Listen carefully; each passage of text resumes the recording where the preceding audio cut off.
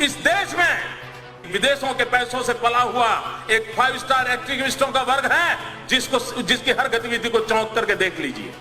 उनका काम यही होता है, कोई भी घटना घटे तो आतंकवादियों को बौद्धिक प्रोटेक्शन के दिए वो मैदान में उतर आते हैं, नई नई मनगढ़ंत स्टोरियां गढ़ाते हैं, नए नए तर्क देते हैं और आतंकवाद के खिलाफ अगर किसी ने आवाज उठाई वो जैसे देश का दुश्मन है, कॉम्बिनर है, हिटलर है, न जाने कौन कौन से डिक्शनरी के शब्द हैं उसको निकाल के आते हैं।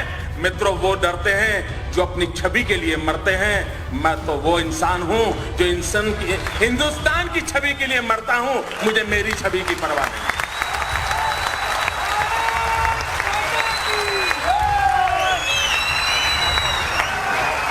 क्या करना है इमेज को दोस्तों? किसके लिए इमेज? फुलमालाएं पहनने के लिए? मैं पत्थर खाने के लिए तैयार हूं अगर मैं मेरे देश के किसी नागरिक की रक्षा कर सकता हूं। हो सकता है कुछ इलेक्ट्रॉनिक मीडिया वालों को अभी भी पता चला होगा कि इस देश में शांति रखते हैं। अमरनाथ की यात्रा पर इतने हमले हुए, इस देश में किसी ने कहीं कंकर तक फेंका नहीं है। अमरनाथ की यात्रा पर इतने हमले हुए, इस देश में किसी ने कोई कंकर तक फेंका नहीं है। रघुनाथ जी के मंदिर पर हमला हुआ, इस देश के अंदर किसी का घर नहीं जलाया गया था। अयोध्या में प्रभु राम जी के मंदिर पर हमला हो गया, वाराणसी में हमला हो गया, इस देश में कंकर नहीं गिरा है। मित्रों, गुजरात के अंदर अक्षरधाम पर आतंकवादी आए थे। मित्रों, गुजरात ने बंद रखा था, लेकिन गुजरात में अक्षरधाम के बाद एक कंकर तक नहीं पड़ा है। लेकिन कुछ लोग हैं इन चीजों को भूल जाना चाहते, सच्चाई को उजागर करने की उनकी हिम्मत नहीं है मित्रों, और इसलिए झूठी बातों को लेकर के हिंदुस्तान की जनता को गुमराह करने में लगे हुए। और मित्रों, कैसी हरकतें हो रही हैं? आतंकवाद ऐसे नहीं बढ़ रहा है। आतंकवादियों के हौसले उतने बुलंद नहीं हैं जितने रास्ते तैयार कर देते हैं जो आतंकवादियों को चलने काम आ रहे हैं। मुझे बताइए, गुजरात के अंदर एक इशरत जहान नाम की लड़की को, आतंकवादी लड़की को, हमारी पुलिस के साथ एनकाउंटर हो गया। अब उसको मार गिराया। आपको मालूम होगा वो दिन, याद कीजिए, सारे दुनिया के 5 स्टार एक्टिविस्ट मोदी पर टूट पड़े थे साहब कि एक नौजवान लड़की को मार दिया,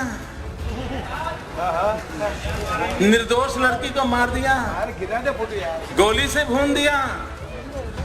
ये खुद आतंकवादी है, यहां तक चले गए। इतना ही नहीं मित्रों, इस प्रदेश के अंदर 5 स्टार एक्टिविस्ट, कुछ मीडिया के मित्रों ने उसे एक बहुत बड़ी शहीद के रूप में उसकी जनाजा निकाला था। चद्दर चढ़ाने चले गए थे, चद्दर चढ़ाने चले गए थे, और एक पार्टी के नेता 1 लाख रुपया देकर के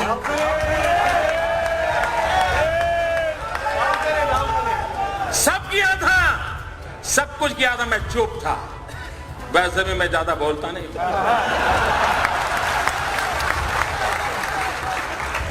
मैं सही जगह पर, सही भाषा में, सही समय पर बात करने का आदमी। सुबह शाम चीख कर अखबार की जगह खराब करने की मुझे आदत नहीं।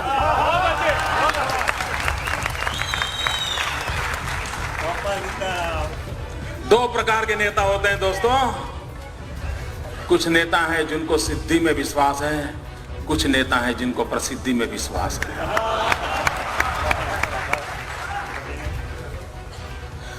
और जब 3 दिन के बाद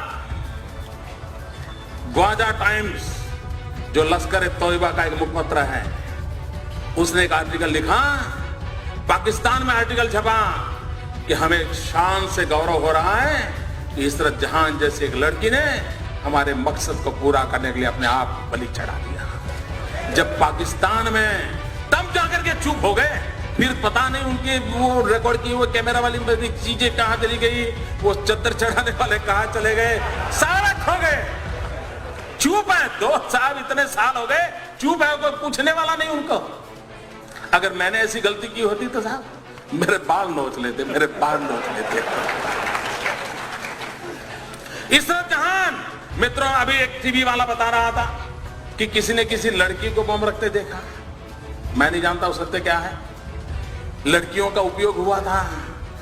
जिस दिन गुजरात ने इशरत जहान के एनकाउंटर में हत्या की, अगर महाराष्ट्र की पुलिस जाग जाती तो शायद ये लड़कियां बम रखने के लिए मैदान नहीं होती। लेकिन आपको परेशानी है, आपको निर्णय करने नहीं है, आप डरते हो।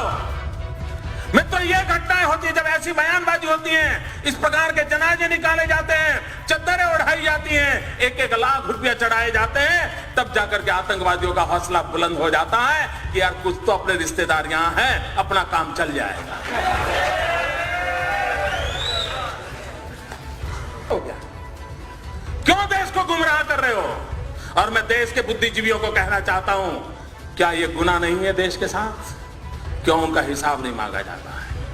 अगर मोदी गुनाह करता है तो आपको अधिकार है, और मैं सामने से कहता हूं अधिकार है, आप मेरी खाल उतार लीजिए, लेकिन देश के हित में और लोग जो पाप कर रहे हैं उनसे भी तो देश को प्रशिक्षित कीजिए। क्या ये दायित्व नहीं है हमारा?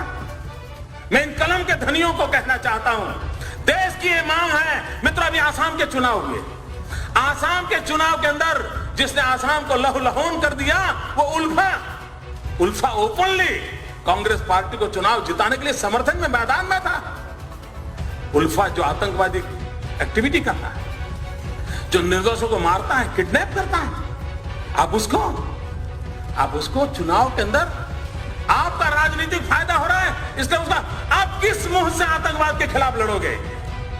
मित्रों, बिहार में चुनाव हुआ, यूपीए का एक घटक दल उस चुनाव के अंदर एक मेहरबान को लेकर के चुनाव सभाओं में घूमते थे। क्यों घूमते थे? क्योंकि उसका दिखावा बिन लादेन जैसा था। बिन लादेन जैसा दिखता है, ये बिहार में लोगों को दिखा करके वोट मांगे जाते थे। मुझे कल्पना कर सकते हो मित्रों, आज भी हिंदुस्तान में कोई रावण कितना ही शक्तिशाली क्यों न था, लेकिन कोई निकलता है रावण के नाम पर कुछ लेने के लिए? ये बिन लादेन को लेकर के निकलते हैं साहब।